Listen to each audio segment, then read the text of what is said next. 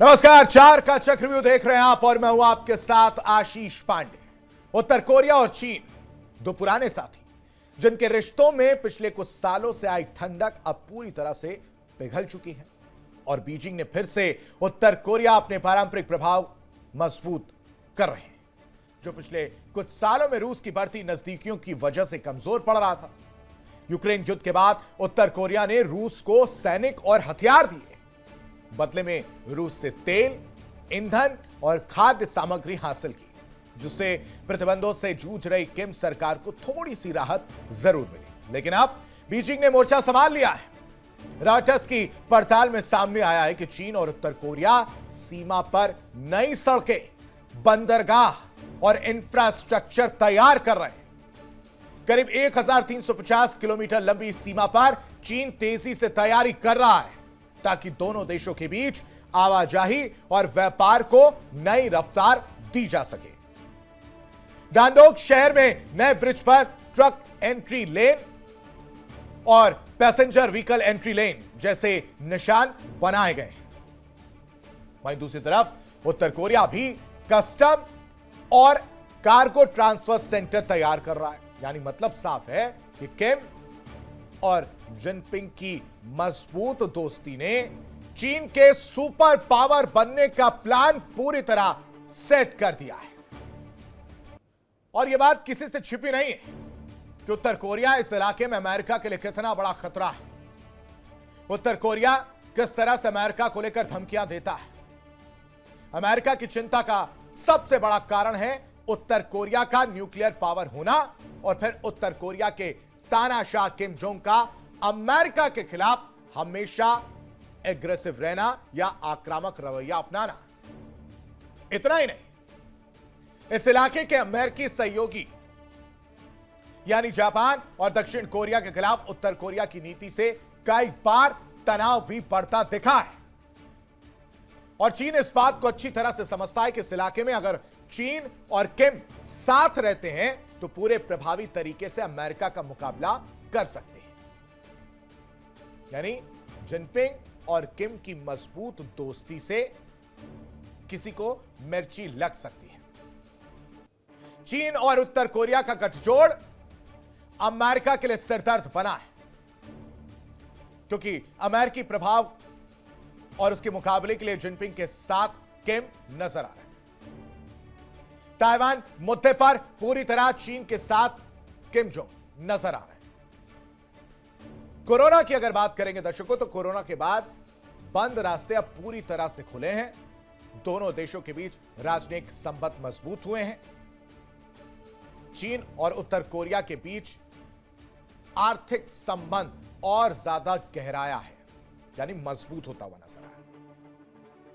यात्री और मालवाहक ट्रेनों की आवाजाही में इजाफा हुआ है और चीन लंबे समय से उत्तर कोरिया का सबसे बड़ा कारोबारी भागीदार रहा है। यह भी हकीकत है। मैत्री, सहयोग और पारस्परिक सहायता जो संधि थी आज भी लागू है। 1961 की हुई संधि आज भी पूरी तरह से लागू है। यानी मतलब साफ है कि चीन और उत्तर कोरिया एक दूसरे के स्वाभाविक सहयोगी हैं। और सच्चाई तो यह है कि उत्तर कोरिया को सैन्य रूप से बड़ी ताकत बनाने में सबसे बड़ा योगदान चीन का ही रहा है। और यही कारण है कि रिश्तों में उतार चढ़ाव के बावजूद हर मुद्दे पर किम जोंग पूरी मजबूती के साथ चीन के साथ खड़े रहे। ताइवान इसका सबसे ताजा और बड़ा उदाहरण है दर्शकों।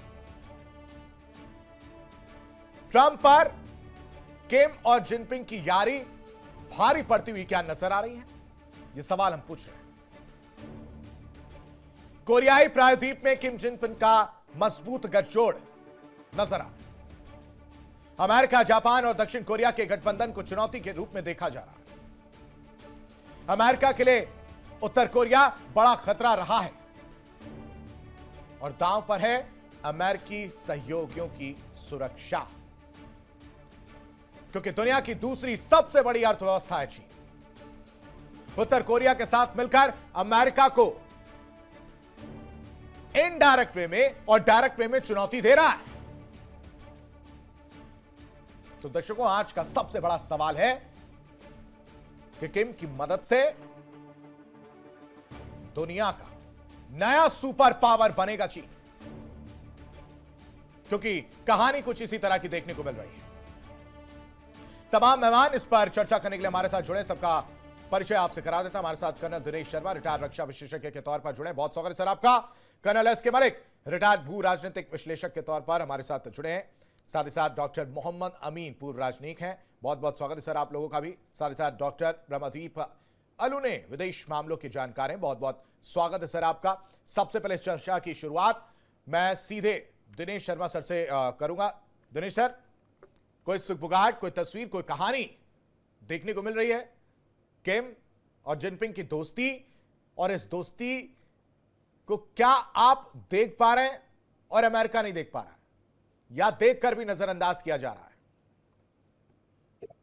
देखिए, जिस समय हम बातचीत कर रहे हैं कि चाइना जो है नॉर्थ कोरिया की मदद से जो है सुपर पावर बनने की कोशिश कर रहा है, तो मेरा ये मानना नहीं है कि चाइना को अगर सुपर पावर बनना है तो उसे अपनी सैन्य क्षमता, अर्थव्यवस्था और बाकी चीजों के अंदर डेवलप करने के बाद जो है वो एक सुपर पावर बन सकता है। लेकिन इसके साथ साथ जो है, जो नॉर्थ कोरिया है वो एक प्रकार से उसको एक प्रकार से उसका मददगार है, नॉट डायरेक्टली, पर अमेरिका के अगेंस्ट जो है वो एक प्रकार से न्यूसेंस वैल्यू है, जहां हम ये कह सकते हैं कि अमेरिका के खिलाफ एक स्ट्रेटेजिक बफर स्टेट है। सबसे ज्यादा जो चाइना के लिए बड़ा वनरेबल प्लेसेस पड़ जाते हैं वो है आपका येलो सी और नॉर्थ सी। अगर इसके अंदर से अमेरिका या साउथ कोरिया या जापान की तरफ से अगर ज्यादा मजबूती होती है तो चाइना के लिए भी एक प्रकार से डायरेक्ट खतरा हो जाता है। दूसरा जो है वो इसलिए नॉर्थ कोरिया को सपोर्ट करता है क्योंकि ये एक प्रकार से बफर जोन है चाइना और साउथ कोरिया के अंदर, जहां पर कि ऑलरेडी यूएस की फोर्सेस अवेलेबल है, अमेरिका की। इसके अलावा जो है, जो इसका परमाणु का परीक्षण करते रहते हैं टाइम टू टाइम, ये जो है उसमें डेवलपमेंट करते रहते हैं। इससे एक प्रकार से जो है वो अपना दबदबा जो है कोरियन पेनिसुला के अंदर बनाकर रखता है, और उसके बारे के अंदर कि वो भी एक मजबूत शासक है जो नॉर्थ कोरिया का है, वो भी किसी के सामने झुकना नहीं चाहता है। लेकिन इसके साथ साथ जो है पूरे विश्व के स्तर के ऊपर जो है चाइना को भी ब्लेम किया जाता है एक प्रकार से, कि चाइना जो है नॉर्थ कोरिया को डायरेक्टली और इनडायरेक्टली सपोर्ट करता है उसके परमाणु डेवलपमेंट के अंदर, और इसके साथ साथ उसको सपोर्ट करता है। अभी 2025 के अंदर जो है शी जिनपिंग और नॉर्थ कोरिया के डायरेक्टर की आपस के अंदर, डिक्टेटर की आपस के अंदर एक मीटिंग हुई थी, लेकिन उस बातचीत के दौरान भी जो है कोई न्यूक्लियर वेपन का निरस्त्रीकरण के बारे में कोई भी एग्री नहीं हुआ। तो अंदर ही अंदर जो है चाइना को भी थोड़ा खतरा लगता है कि अगर ये ज्यादा नॉर्थ कोरिया अपना न्यूक्लियर डेवलपमेंट प्रोग्राम को और ज्यादा बढ़ा लेता है तो हो सकता है कि नॉर्थ कोरिया उसके इन्फ्लुएंस से बाहर चला जाए। ठीक है, ठीक है मलिक साहब, के लिए नई दोस्ती के पीछे सबसे बड़ा कोई फैक्टर या जियोपॉलिटिकल फैक्टर आप देख पा रहे हैं, और अगर देख पा रहे तो क्या है, और नहीं देख पा रहे तो क्या? आशीष जी, देखिए, चाइना एक ऐसा कंट्री है, ये कंट्री अपने लिए स्ट्रेटेजिक बफर क्रिएट करने में बिलीव करता रहा है पहले से ही। चाइना की दो पॉलिसी कि एक तो डायरेक्टली मिलिट्री एंगेज नहीं होना जब तक कि बिल्कुल प्रेसिंग सिचुएशन ना आ जाए। कारण ये होता है कि उससे नहीं तो वो अपने रिसोर्सेज को आपके डायरेक्ट एंगेज करने से बचता है, क्योंकि डायरेक्टली इसका इंपैक्ट आपकी इकोनॉमी पे आता है, आपके रिसोर्सेज पे आता है, आपके जीडीपी पे आता है।